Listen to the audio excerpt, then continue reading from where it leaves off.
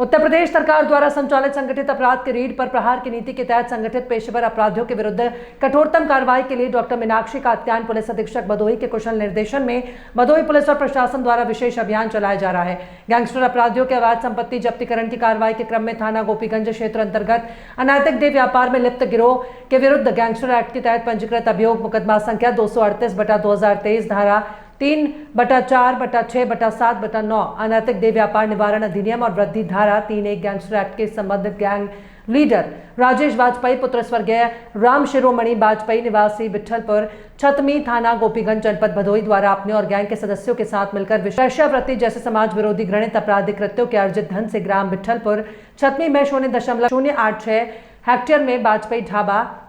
अनुमानित कीमत 75 लाख रुपए का निर्माण कर ढाबा की आड़ में अनैतिक देह व्यापार का कार्य किया जाता है। आपराधिक कृत्यों के अर्जित धन से निर्मित उक्त संपत्ति को श्रीमान जिला मजिस्ट्रेट भदोही द्वारा अंतर्गत धारा 14 गैंगस्टर एक्ट राज्य सरकार के पक्ष में कुर्क करने के आदेश के क्रम में उप जिला मजिस्ट्रेट ज्ञानपुर और क्षेत्राधिकारी ज्ञानपुर के नेतृत्व में पुलिस और प्रशासन की संयुक्त टीम द्वारा नियमानुसार जब्तीकरण की कार्यवाही की गई है।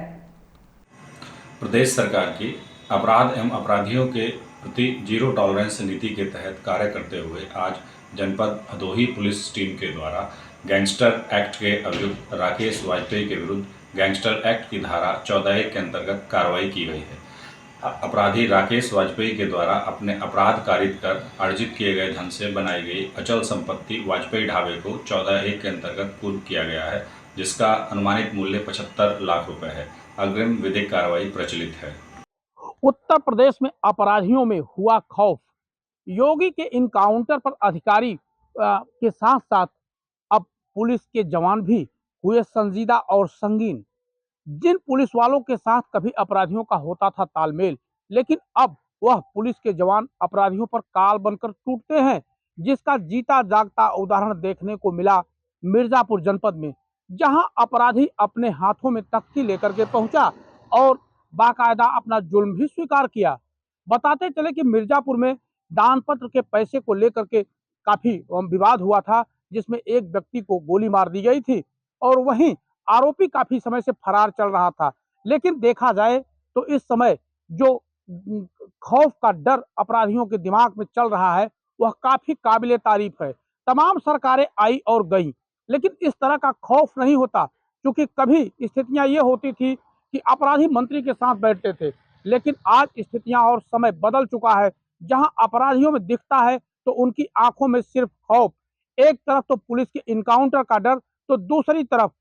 बाबा के बुलडोजर का डर। ऐसा ही नजारा देखने को मिला, जहां लगभग 10 से 15 दिन पहले गोली मारकर हत्या की थी और वही अपराधी फरार तो था, लेकिन जब उसे खौफ सताया कि मेरा काउंटर भी हो सकता है और साथ साथ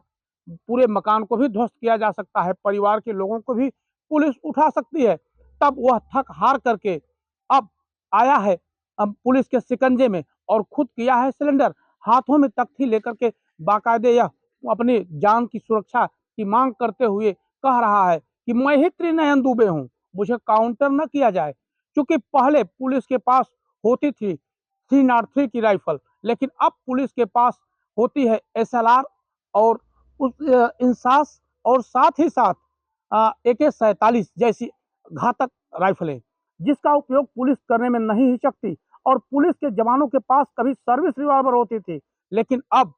ऑटो सेमी पिस्टल होती है, जिससे लगातार ताबड़तोड़ अपराधियों की कमर तोड़ी जा रही है। और इन असलहों का खौफ कहीं ना कहीं अपराधियों के दिमाग में गूंज रहा है और इसी से अपराधी अब अपने हाथों में तख्ती लेकर के बाकायदा सिलेंडर करते नजर आ रहे हैं। जबकि कभी होता था कि पुलिस दबिश डालती थी तो किसी बड़े नेता का फोन आ जाता था तो पुलिस वहां से बैरंग वापस लौट आती थी, लेकिन आज दिख रहा है खौफ और कानून का राज। जे न्यूज के लिए भदोही से आनंद तिवारी की रिपोर्ट।